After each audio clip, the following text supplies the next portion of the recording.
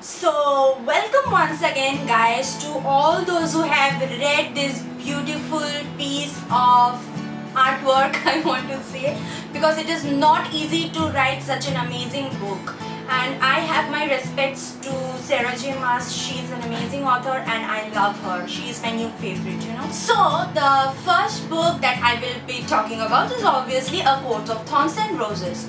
Feyre, she's an amazing character and she is so much more courageous. She had always a grudge about the wolves, and when all that incident happened in the first part and she went on to the fairy world, and I was like, is this happening? It was obviously a tale of Beauty and the Beast, but it was also more than that, because Tamlin was such a sweetheart and he took care of her, he loved her. And there was a scene that when they went to a festival and Tamlin told her, you do not need to go in that festival, but something had tugged on to Feyre and she went to the festival, and then she saw that Tamlin was supposed to mate with someone else, and I was like, what?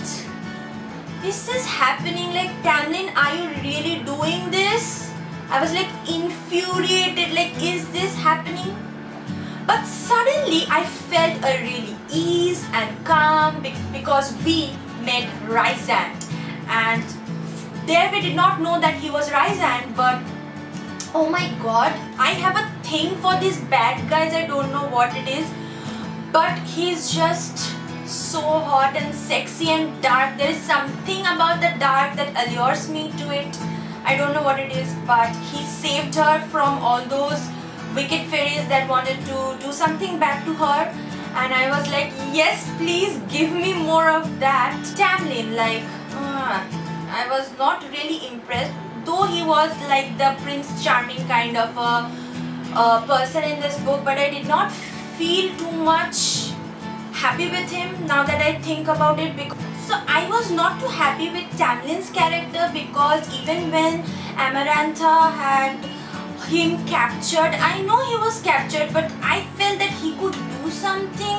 Like, he was like sitting there like a porcelain doll and watching Feyre do all the work, but at the same time I could feel that Feyre loved him so much. Like, she was really loyal to him. She wanted to save him from her clutches. When she fought those evil creatures, she was like a badass and a kick-ass. Rhysand, if I want to talk about Rhysand, he is a bad guy in this book, as they have portrayed it to be.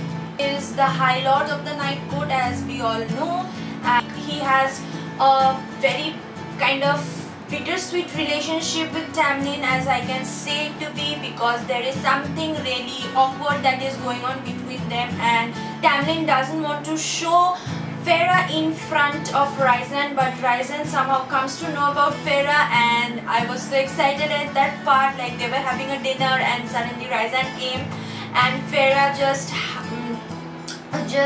went behind the curtains, but then Rhysand found her, and oh my god. Again, in the last part of the book, we see that Rhysand took care of her, he healed her, and there again a kind of bargain occurred where Rhysand told her that she was supposed to come to him once a month, like for 1 week, and spend the time with him. Like, I was so much excited, so much happy. Like, I really wanted a relationship between these two characters instead of a relationship between Feyre and Tamlin, because between all the romances and all, I felt that something was off between them. I was not too much excited about the relationship. Rhysand was such a sweetheart. The bad guys always do some kind of stuff and they have reason behind it. So yeah.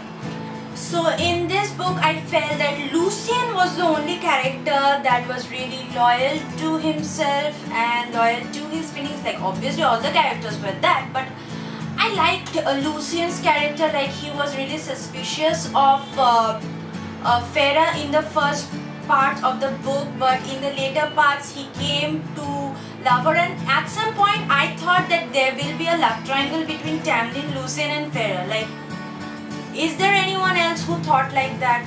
A love triangle, please. he wanted to even sacrifice himself for her betterment. So I will really give him credit for that. Like, it was not, he was not selfish. Like, he kind of loved her as a friend by the end, and he respected her for being the lady of his master, that is Tamlin kind of master. Though Lucien was, we get to know, a son of the Lord of the Autumn-Court. So yeah, there goes the book. So I really enjoyed the romance between Tamlin and Feyre, and some kind of hot parts between Rhysand and Feyre, though there were not many, but I really liked it. And I like Lucien's loyalty to his master. In the later part of the book, when Tamlin was given a chance to meet Feyre, all he did was kiss her, and instead of letting her escape somehow, he was like, okay, do what you want, save me, I don't care, I will be a porcelain doll, I'll sit beside Amarantha and do all the dirty stuffs. So I did not feel very good about his character, and which was proved in the next part of the book. So yeah, that's about it. So in the next installment, that is A Court of Mist and Fury, we get to see that Feyre had to kill the two innocent fairies in the first book. So she was really devastated, and that she has spilled innocent blood, and she was like a hollow soul. She didn't have anything. She just wrenched her gut out every night. And Tamlin, can we speak about him? Like, I wanted to give him a tight slap on his face, because he did not care about her. All he wanted was to have sex with her, I guess. I felt that he was the most idiotic, selfish, jealous, and all the bad things that I want to say right now, but I won't be saying that in front of the camera. But he was really such a bad character in this book. Like, I was like, are you really the person that I liked in the first book? Somehow, no, thank you very much. So Tamlin did not care about Feyre at all, and I was like, why are you doing this? Feyre is such a sweetheart. She loves you very much. Like, why are you ignoring her? And he was like, he bound her to the house. He was not letting her roam about anywhere. Feyre was so much devastated that she could not paint at all, which she loved to do.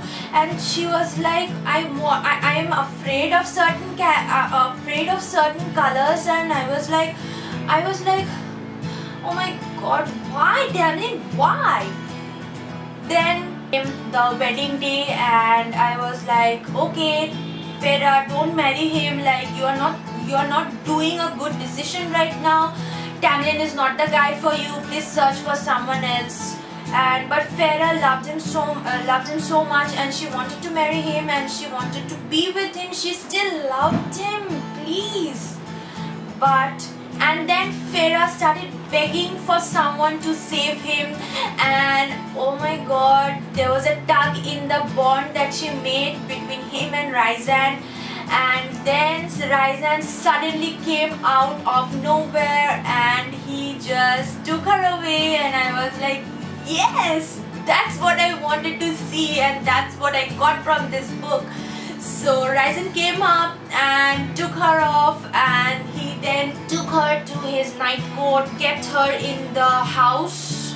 And then Feyre was still devastated, and she was really upset about all the stuff. And Rhysand that told her that every night you wrench your gut out, and that's when I also get my nightmares about you, and I wake up thinking about you, worrying about you. And oh my god, I was so excited to see him like this. I did not think that he would have such a vulnerable side to himself. He took her to a house that was in Velaris, and it was such a wonderful place in the night court. It was a place that was hidden from Amarantha and from the king of Hybern, was safe and sound. And then we come to know that Rysand had to sacrifice so much for his land that I had my respects up for him.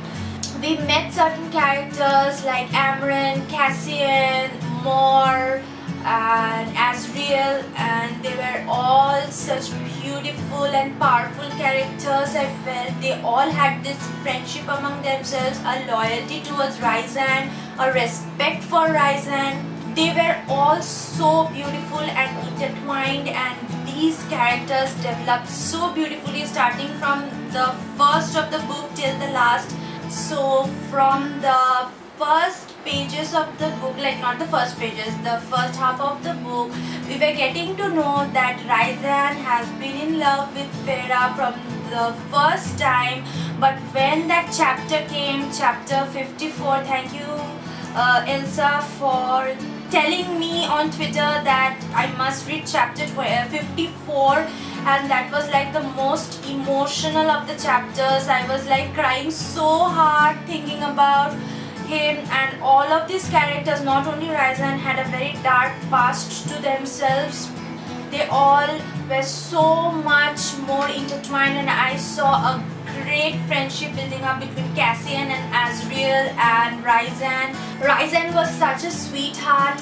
He was making Feyre learn because Feyre didn't know how to read and write. She was kind of illiterate. Rysand was helping her put her shields up because he told that anyone with his skills could go inside her mind and destroy her mind and make her a puppet. So he really helped Feyre to grow up. Like Tamlin, he was like, okay, go and shut yourself in that room and do not come out, I will protect you. And Rysand was like, okay, I'll teach you how to protect yourself. Go out, roam about the world, I'll give you the freedom. I really like that character of him, and Tamlin I was not that impressed with again. The first instance that we come to know that Feyre has become really strong is when she goes to the Weaver's house, and then she is stuck in a sticky situation where the Weaver finds out that someone is in that house, and Feyre has to like go inside the chimney, and she has to come out of the chimney, and she was like crawling herself, and like she had grown talents and all, and she was like a huge power came inside her, and she just threw open the chimney and she came out, and she was like on the branches of the tree, and she went on and went on and went on. And suddenly she came across Rysand as she was really calling him out loud. We find that Rysand has helped her teach so many things, that helped her in so many situations. Like he was standing there by the side watching her grow up as a character. Feyre, she was a kick-ass and a badass. At the end of the book, like she was like, Tamlin, I'm coming for you. So I will come to that later. Wait. There are exciting parts in between. So then we see that there is a romance between Rysand and Feyre. Feyre was so much intoxicated by Rysand. Like, oh my god, she was so much more beautiful. She finally felt that she loved Rysand, and Rysand was so happy, and oh my god, I can't even express my feelings right now. Like Rysand took her to the Court of Nightmares, and there we see that they have kind of naughty situations among themselves, and I was so happy to see that. Like those were my happy moments. And they had a steamy scene between them, and I was like, okay, I don't mind the steamy scene, but I want that romance between them. Like it was so good, and I really could feel that Feyre was not at all in love with Tamlin right now, because Tamlin had done so much harm to her. Maybe in his conscience or in his subconsciousness he had done it to her, and she could not accept that, and she was in love with Rysand, and I was too in love with Rysand, and oh my god, those were some of my happy moments. At the end of the book, we see that Feyre is a kick-ass and a badass. They went to Hybern, they they came across the king, and I was so much surprised to see Tamlin. Like, Tamlin, did you just do that kind of bargain with the king of Hybern? Like, why? And for that her sisters had to suffer. Nesta and Alien, they were converted to fairies, and Nesta especially did not want to be converted, but still she was forcefully converted by the king of Hybern. And I was like, Tamlin, if you were in front of me, I would have cut your throat out. Yes, that's how much violent I would have gotten. So I was really angry with him. Like, how could you do that? But I could feel Ryza's helplessness as well, because he had nothing else to do. Azriel has been struck down, his wings were cut. Tamlin was really horrible, and until the very end he was like obsessed with Feyre. Like, I want her at any cost. So Feyre was like, okay, I'll give you what you want, but there is a secret behind what I'll do, and I will not tell you that. So we, at the end of the book, we get to know that Feyre has gone with Tamlin, but Rysand is not at all heartbroken. A little worried, yes, but not at all heartbroken, because few days before the incident happened, he and Feyre married. Oh my god, can you believe that? He and Feyre married, and she was the High Lady of the Night Court. And he told his friends Azriel and Cassian that she will act as a spy, and she will hide the fact that she is the High Lady of the Night Court. Though the bond between Rysand and Feyre has been broken, but there was still another bond between them, and that is the marriage bond. And I was like, yes, please, I need the next book right now. I can't hold my excitement any longer. At the very end, we see that Feyre goes to the Spring Court. She is very determined to take revenge on Tamlin for what he had done, and she explains herself as the Lady of the Night Court. Like, oh my god, a perfect ending for this book, a perfect ending. I was so much more excited to read this book than the first book. Like, right now I could rate down the first book to 4 stars, but this book, I will guarantee it a 5 million stars. This is the perfect book. So guys, with that I finished my book talk. I hope you all enjoyed my video, and if you liked it, then please give it a thumbs up and subscribe to my channel, and share my video if you want to share this love for ACOTAR and ACOMAF. And till then, I'll see you next time. Bye.